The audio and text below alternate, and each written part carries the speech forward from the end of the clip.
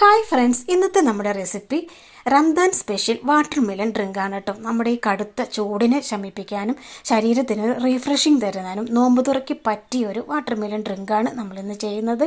അപ്പോൾ എല്ലാ കൂട്ടുകാർക്കും നമ്മുടെ ചാനലിലേക്ക് വീണ്ടും സ്വാഗതം. നമ്മൾ ഒരുപാട് ഫ്രൂട്ട്സൊന്നും നമ്മൾ ചേർക്കുന്നില്ല, വാട്ടർ മെലൺ മാത്രമാണ് എടുക്കുന്നത്. ചെറിയൊരു വാട്ടർ മെലൺ, നല്ല കളറുള്ള ഇതുപോലത്തെ പച്ച നിറത്തിലുള്ള വാട്ടർ മെലനാണ് എടുത്തിരിക്കുന്നത് കേട്ടോ. നമുക്കത് മുഴുവനും വേണ്ട, പകുതിയാണ് ഞാൻ എടുക്കുന്നത്. അപ്പോൾ പകുതി വാട്ടർ മെലൺ നമ്മളവിടെ മാറ്റി വെച്ചിട്ട് ബാക്കിയുള്ളത് നമുക്കിതുപോലെ ചുവന്ന ഫ്ലഷ് മാത്രം കട്ട് ചെയ്തെടുക്കാം. ഇനി നമുക്ക് കുരു ഒട്ടും തന്നെ ഇല്ലാതെ ചെറിയ പീസസാക്കി നമുക്കിതൊരു ബൗളിൽ മാറ്റി വയ്ക്കാം. നോമ്പ് തുറക്കി പറ്റിയ നല്ലൊരു റീഫ്രഷിങ് ഡ്രിങ്കാണ്. നമുക്ക് ക്ഷീണം അകറ്റാനും അതുപോലെ തന്നെ വളരെ ഈസി ആയിട്ട് കുടിക്കാനും പറ്റിയ നല്ലൊരു ഡ്രിങ്കാണ് കേട്ടോ. അപ്പോൾ നമ്മളിതാ കുരുവെല്ലാം മാറ്റിയ കഷ്ണങ്ങൾ ഒരു മിക്സിയുടെ ജാറിലേക്ക് ഇട്ട് കൊടുത്തിട്ടുണ്ട്. ഇനി നമുക്ക് തിളപ്പിച്ച് പാടയൊക്കെ മാറ്റിയെടുത്ത 1.5 ഗ്ലാസ് പാലും 2 ടീസ്പൂൺ കണ്ടൻസ്ഡ് മിൽക്കുമാണ് നമ്മൾ ചേർക്കുന്നത്. കണ്ടൻസ്ഡ് മിൽക്ക് ഒരുപാട് ചേർക്കരുത്, അതിൻ്റെ ഒരു ചൊവ ഉണ്ടാകും. ഇനി നമുക്ക് മധുരം ആവശ്യമാണെങ്കിൽ 2 ടീസ്പൂൺ പഞ്ചസാരയും കൂടി ചേർക്കാം. ഇനി നമ്മൾ ചേർക്കുന്നത് ഒരു ഏലക്കായുടെ കുരു മാത്രമാണ്, കൂടുതൽ ചേർക്കരുത് കേട്ടോ. എന്നിട്ട് നമുക്കിതെല്ലാം നന്നായിട്ടൊന്ന് ബ്ലെൻഡ് ചെയ്തെടുക്കാം. ഒട്ടും തന്നെ തരിയില്ല, അത് നമ്മളിത് അരച്ചെടുത്തിട്ടുണ്ട്. ഇത്രയേ ഉള്ളൂ നമ്മുടെ ഇഫ്താർ ഡ്രിങ്ക്. ഇനി നമ്മൾ ചെയ്യുന്നതാണ് ചിയാ സീഡ്. 5 മണിക്കൂർ നമ്മൾ കുതിർത്തി എടുത്തതാണ് കേട്ടോ. നമ്മൾ കുറച്ച് വെള്ളത്തിൽ ചിയാ സീഡ് നല്ലോണം ഡിസോൾവഡ് ആക്കിയിട്ട് ഫ്രിഡ്ജിൽ വെച്ച് 5 മണിക്കൂർ വെച്ചതാണ്.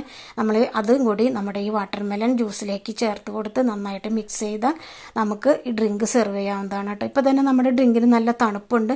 നമ്മൾ തണുത്ത പാലാണ് ഉപയോഗിച്ചത്. പിന്നെ ചിയാ സീഡ് നമ്മൾ ഫ്രിഡ്ജിൽ വെച്ചതുകൊണ്ട് നല്ല തണുപ്പുണ്ട്. നമുക്ക് വേണമെങ്കിൽ കുറച്ച് ഐസ് ക്യൂബ്സ് ചേർക്കാം. പിന്നെ നമ്മൾ കുറച്ച് വാട്ടർ മെലൺ ചെറുതാക്കി കട്ട് ചെയ്തൊന്ന് ഉടച്ച് വെച്ചായിരുന്നു, അത് നമുക്ക് ഇതിൻ്റെ മുകളിൽ ഇട്ട് കൊടുക്കാം. കൂടുതൽ നമ്മൾ ഡ്രൈ ഫ്രൂട്ട്സ് ഒന്നും ചേർക്കുന്നില്ല. അപ്പോൾ നോമ്പ് തുറക്കുമ്പോൾ നമ്മുടെ ക്ഷീണം അകറ്റാനും അതുപോലെ തന്നെ ശരീരത്തിന് ചൂടകറ്റാനും നല്ലൊരു റീഫ്രഷിങ് ഡ്രിങ്കാണ് നമ്മളിന്ന് ഉണ്ടാക്കിയിരിക്കുന്നത്.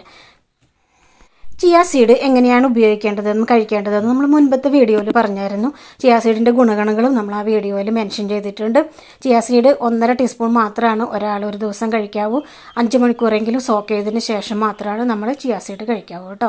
ചിയാ സീഡിന് പകരം നമുക്ക് കസ്കസ് അഥവാ സബ്ജ സീഡ് നമുക്ക് കുതിർത്തി പെട്ടെന്ന് തന്നെ നമുക്കത് സോക്ക് ചെയ്ത് കിട്ടും. നമുക്കത് ഇതിനകത്ത് ചേർക്കാം. അല്ലെങ്കിൽ ഫ്ലാക്സ് സീഡോ അല്ലെങ്കിൽ പംകിൻ സീഡോ അതുപോലെ മറ്റ് സീഡ്സ് നമുക്ക് കിട്ടും, അത് നമുക്ക് ചേർക്കാവുന്നതാണ് കേട്ടോ. ഏതെങ്കിലും ഒരു സീഡ് മാത്രം നമുക്ക് ഈ ഡ്രിങ്കിൽ ചേർത്താൽ മതിയാകും. അപ്പോൾ നോമ്പ് തുറക്കി പറ്റിയത് നമ്മുടെ ശരീരത്തിൻ്റെ ക്ഷീണം അകറ്റാനും നമ്മൾ ഇന്നുണ്ടാക്കിയ പെട്ടെന്ന് നമുക്ക് കുടിക്കാൻ പറ്റിയ ഹെൽത്തി ആയിട്ടുള്ള ഈ ഒരു ഡ്രിങ്ക് ഇഷ്ടമായാലും ഒന്ന് ലൈക്ക് ചെയ്തേക്കണേ. കൂടാതെ വീഡിയോസ് ആദ്യമായിട്ട് കാണുന്നവരുണ്ടെങ്കിൽ ഒന്ന് സബ്സ്ക്രൈബ് ചെയ്യാനും സബ്സ്ക്രൈബ് ബട്ടൻ്റെ തൊട്ടടുത്ത് കാണുന്ന ബെല്ലൈക്കൺ കൂടി ഒന്ന് എനേബിൾ ചെയ്യാനും ശ്രദ്ധിക്കണേ.